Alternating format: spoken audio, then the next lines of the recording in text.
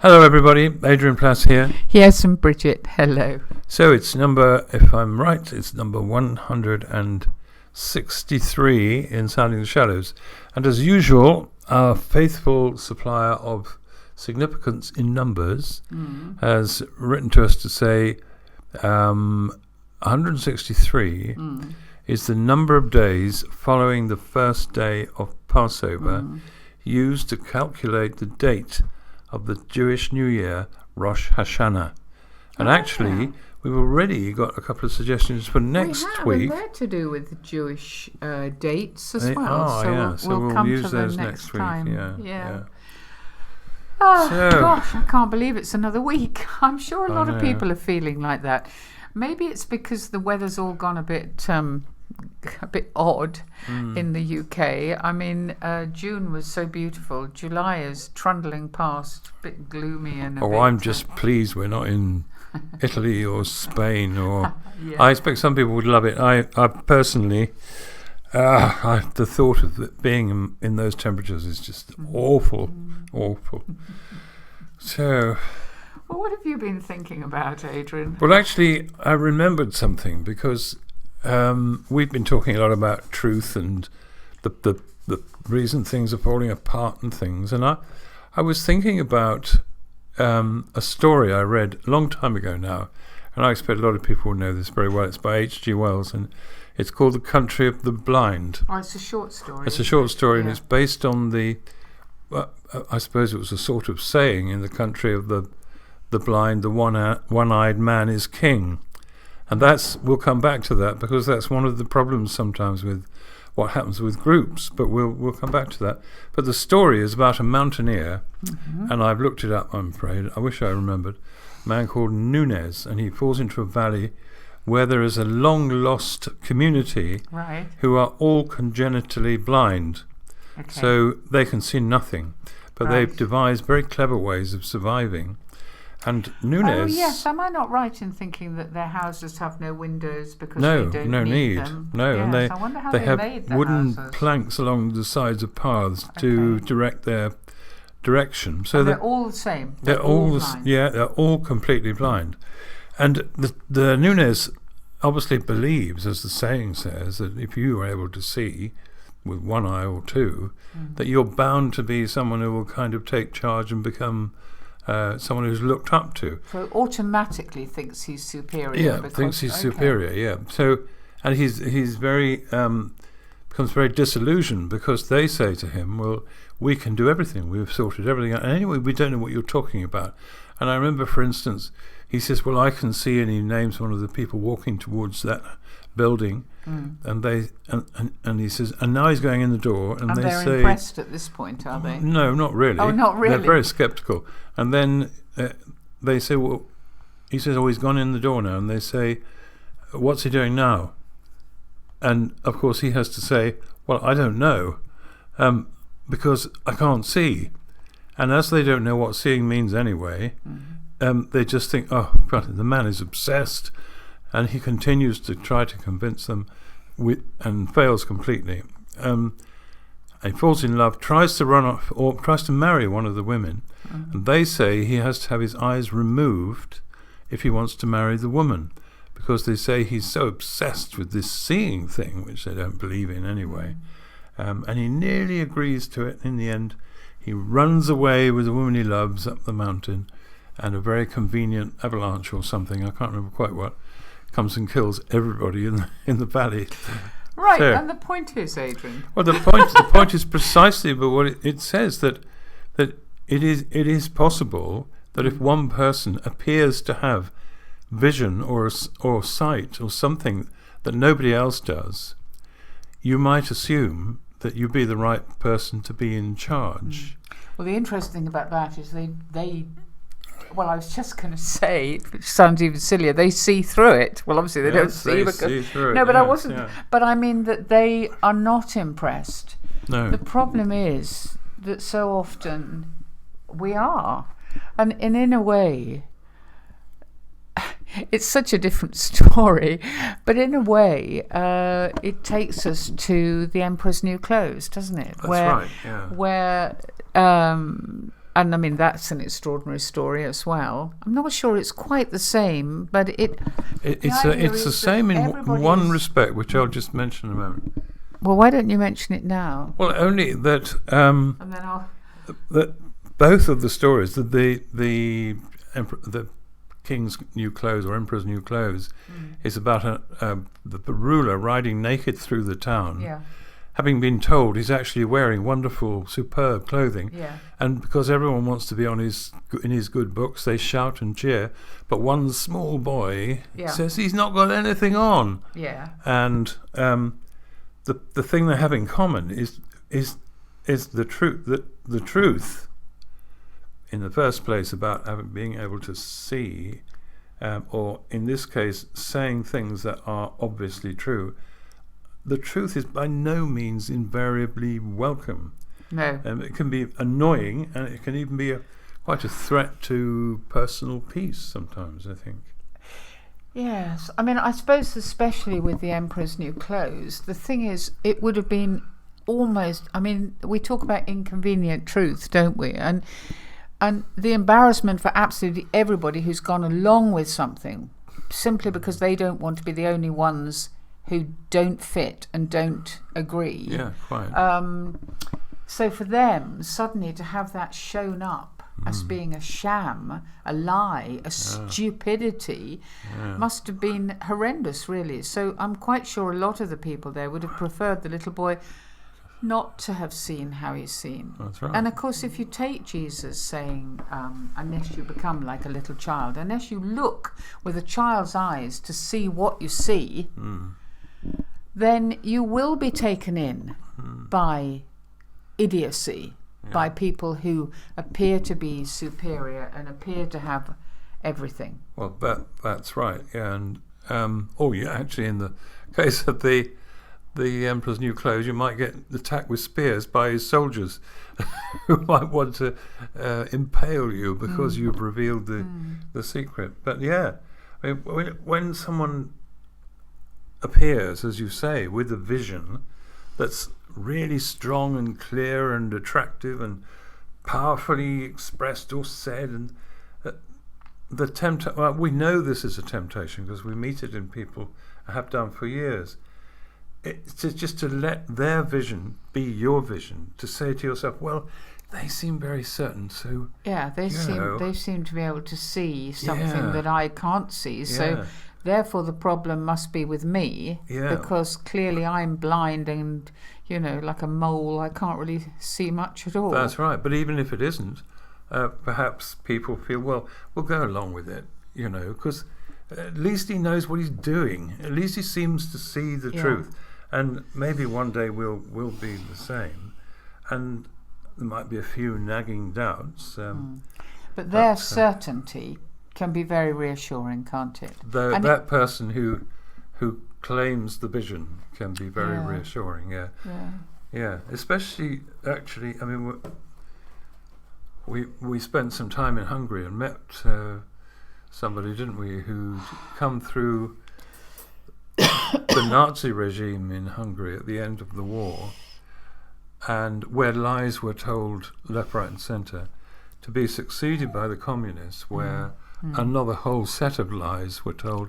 And he was devastated by the fact that this huge section of his life was just a lie. Lies, because the people in charge had said that. It can apply in lots of situations, can't it? Was a whole marriage a lie because somebody has an affair? For years, perhaps, It's the same. Suddenly everything can collapse. Having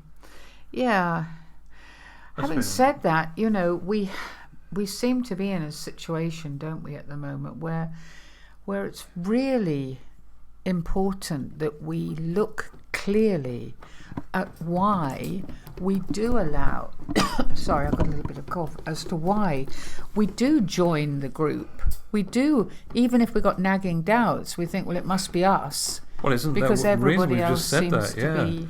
Well, also in the case of we know all over the world there've been monstrous leaders like Hitler and Mao and Stalin who've just taken advantage of that need to belong that is in people, and the hope that it will lead to good things.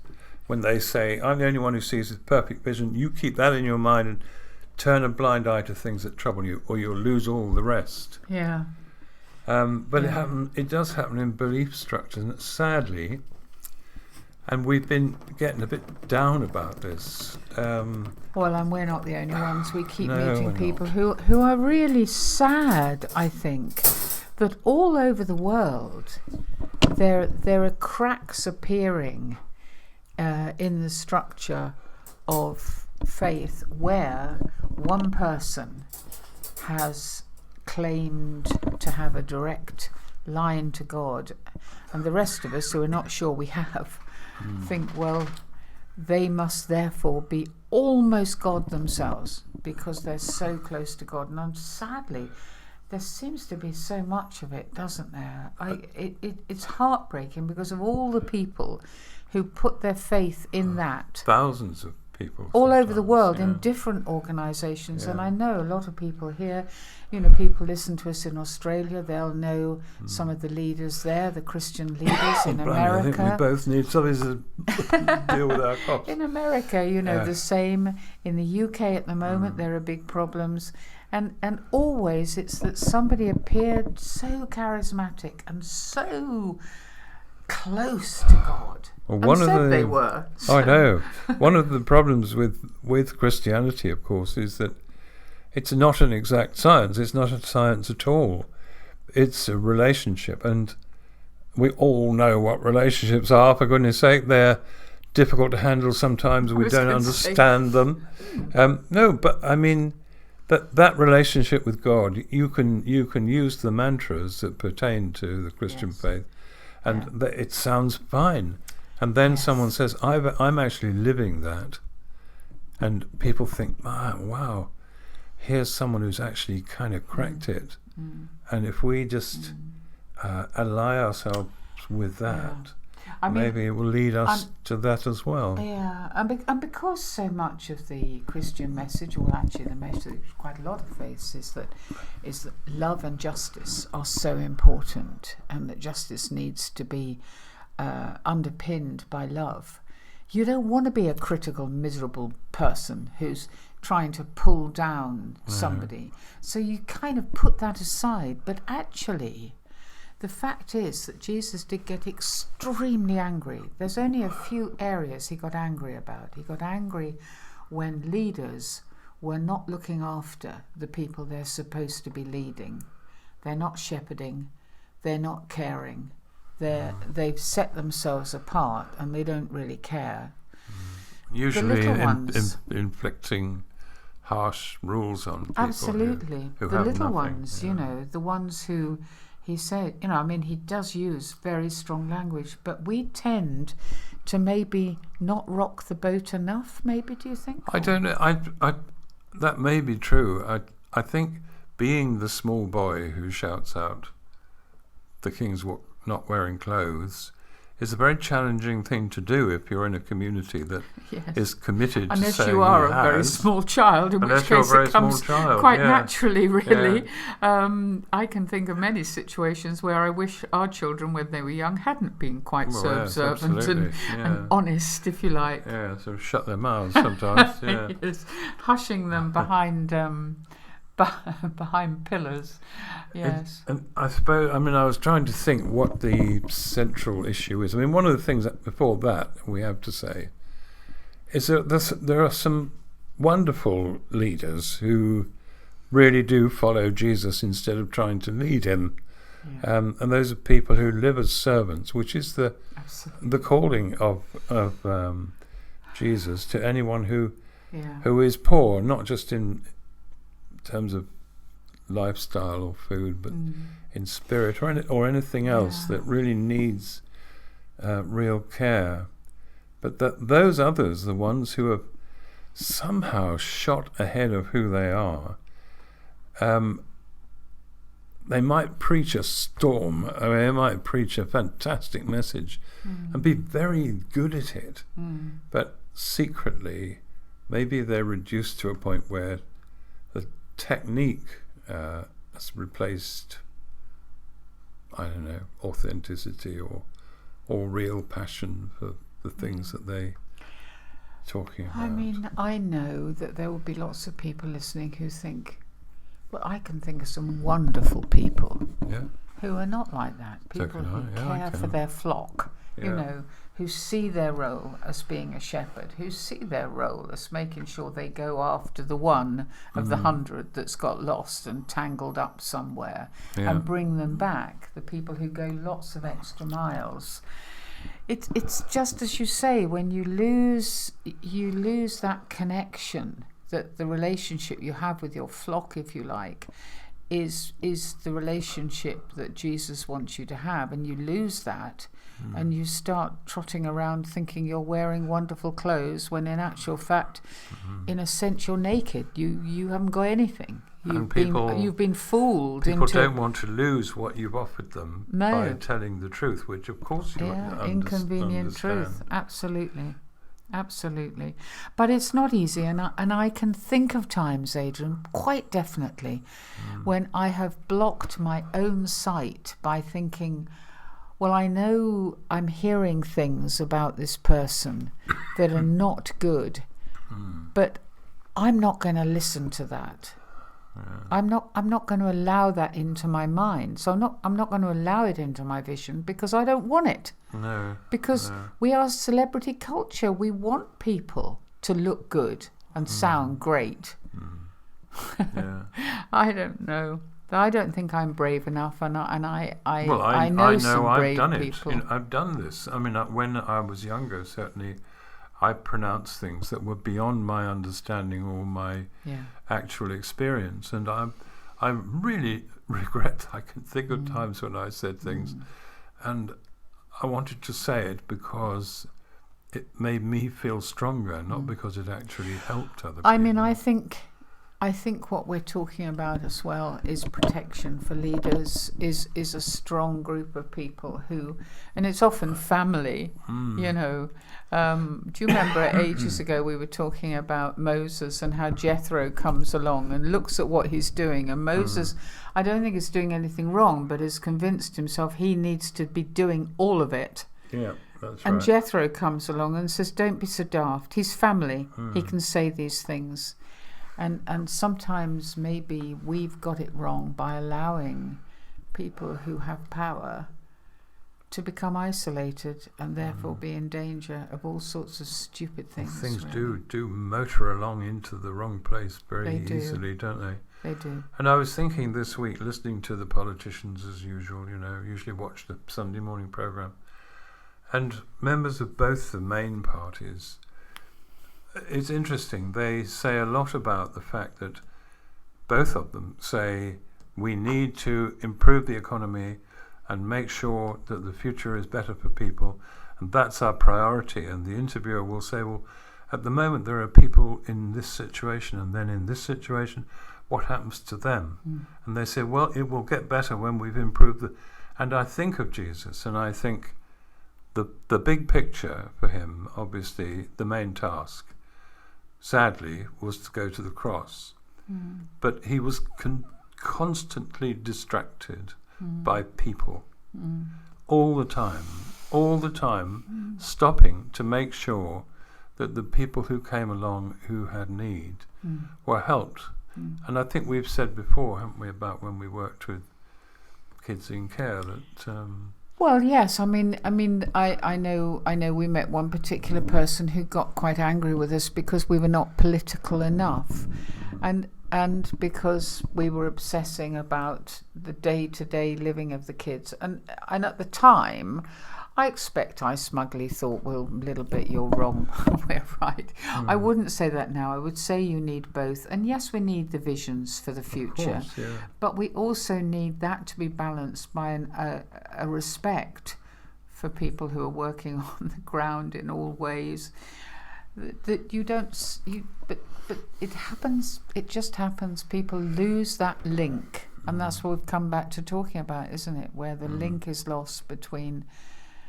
who you are and who are you following? Who are you worshipping? Yeah. Paul says, doesn't he? Some worship Apollos, some worship me, some worship Jesus. He adds Jesus to the list. Yeah. But obviously, that's really important. Yeah.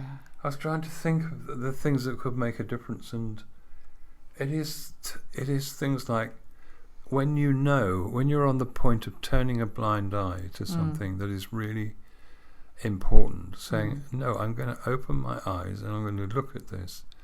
And I'm going to see what I really think about it, and whether there's something, and perhaps in yourself as well, that you're kidding yourself about something, which we all do from time to time. Yeah. Well, we've both had cataracts removed, haven't we? So maybe our sight ought to be a bit better. I don't know, but we do need. We know we see through a thing darkly. We know we can't see that clearly, but sometimes we can, and we don't want to. The truth can be very inconvenient for our comfortableness, and so maybe we need to be tougher with ourselves, and maybe tougher with people that we know even just a little, and really tackle things that are wrong. It is frightening, though, to hear so many people who are victims of a movement whose roots have gone rotten or have disappeared. Yeah. And it's heartbreaking, really. Yeah. And they're pulled up quite often, and then another one starts growing quietly at the side. Oh my goodness! Yeah. Did we mention that T-shirt? We did. People who support the girl who died from the brain tumours. And it's worth repeating, isn't it? The things that are on that T-shirt were kindness, courage, silliness. Don't forget silliness. It really does help sometimes, and honesty. Which is like the very best of a child. I think children are naturally kind. They're very brave. They leap off things. They jump over things. They're extremely silly and have wonderful sense of humour. But they see the truth. They see through things. So maybe we should become more like a child. I don't know. Well, we can try. It'd be lovely to hear what other people think. Yeah, let us know. And thank you for all these emails and They've been so contacts. interesting. Thank you.